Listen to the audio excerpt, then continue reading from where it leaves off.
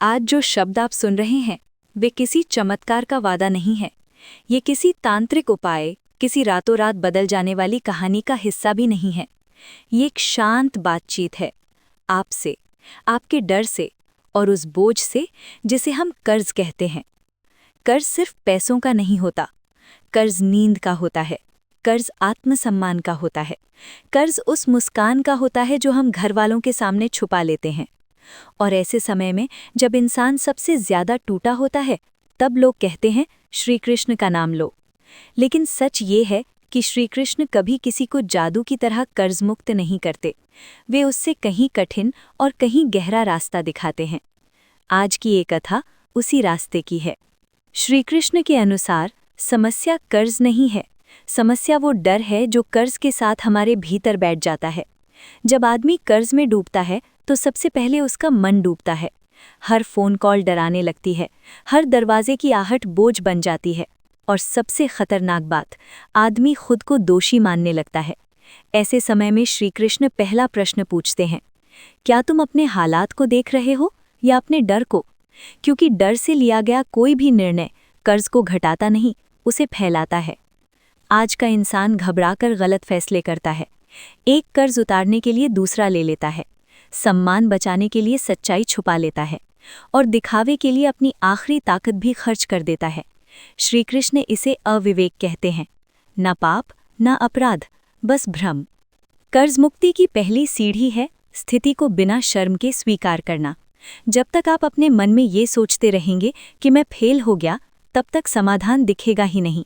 श्री कृष्ण सिखाते हैं, मनुष्य का मूल्य उसकी स्थिति से नहीं, उसकी दृष्टि से तय होता है।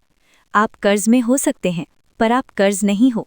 ये समझ आते ही भीतर कुछ हल्का होने लगता है। अब दूसरी बात आती है कर्तव्य और लालच का फर्क। कर्ज अक्सर ज़रूरत से नहीं, ज़रूरत से ज़्यादा की इच्छा से पैदा होता है। समाज ने हमें सिखाया, दिखना ज़रूरी है, होना नहीं।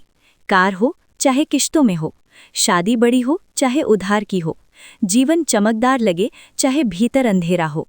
श्री कृष्ण यहाँ एक मौन शिक्षा देते हैं। जो व्यक्ति अपनी सीमा नहीं जानता, उसका बोझ उसकी आय से नहीं, उसकी अपेक्षाओं से तय होता है। कर्ज मुक्ति का मतलब सिर्फ पैसा लौटाना नहीं है। कर्ज मुक्ति का मतलब है अपने जीवन को सरल बनाना। कम खर्च, कम दिखावा, कम तुलना। यह आसान नहीं होता, क्योंकि इसमें अहंकार को पीछे हटना पड़ता है, और श्री कृष्ण जानते हैं अहंकार कर्ज से ज्यादा भारी होता है।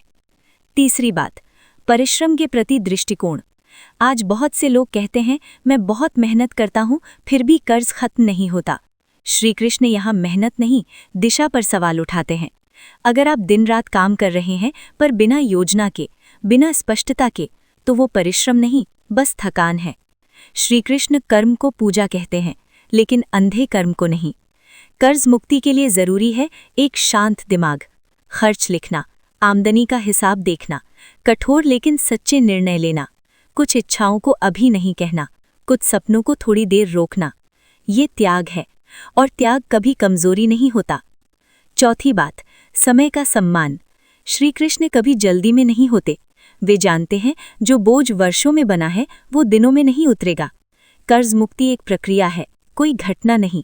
आज का मन चाहता है सब कुछ अभी, लेकिन श्री कृष्ण सिखाते हैं धैर्य वो शक्ति है जो बिना शोर किए पहाड़ हटा देती है। हर महीने थोड़ा थोड़ा, धीरे धीरे, लगातार। जब आप ईमानदारी से प्रयास करते हैं तो जीवन रास्ते बनाता है। पांचवी बात, भीतर की अपराध भावना। बहुत लोग कर्ज में होने पर खुद को भगवान से दूर समझने लगते हैं। उन्हें लगता है कि मैं गलत हूं, इसलिए मेरे साथ गलत हो रहा है। श्री कृष्ण ऐसे विचारों को तोड़ते हैं। वे कहते हैं, जीवन सजा नहीं है, जीवन सीख है। अगर आप गिर गए तो इसका मतलब ये नहीं कि आप अयोग्य हैं, इसका मतलब है कि आपको कुछ नया समझना है। जब आप खुद को माफ करते हैं तभी रास्ते खुलते हैं। छठी बात, सहयोग लेने का साहस। कर्ज में आदमी अकेला हो जाता है, शर्म से चुप करा देती है। श्री कृष्ण कभी अकेले युद्ध नहीं लड़ते, वे संवाद करते हैं, सहायता स्वीकार करते हैं। कर्ज मुक्ति में भी यही लागू होता है। विश्वसनीय लोगों से बात करना, परिवार को सच बताना, सलाह लेना। ये कमजोरी नहीं, ये समझदारी है।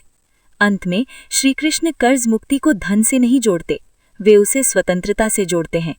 जब आप डर के बिना सो पाते हैं, जब आप खुद को दोषी नहीं मानते, जब आप धीरे धीरे आगे बढ़ते हैं, तब भले बैंक का हिसाब अभी बाकी हो, आप भीतर से मुक्त होने लगते हैं। और यही भीतर की मुक्ति बाहरी मुक्ति का रास्ता बनती है। अगर आज आप कर्ज में हैं, तो ये अंत नहीं है, ये एक विराम है, एक सीखने का समय। श्री कृष्ण आज भी वही कहते हैं, स्थिति को समझो, अपने कर्म को सुधारो और धैर्य के साथ आगे बढ़ो। कर्ज जाएगा, लेकिन उससे पहले डर को जाने दो, क्योंकि जब डर चला जाता है तो रास्ता खुद दिखाई देने लगता है।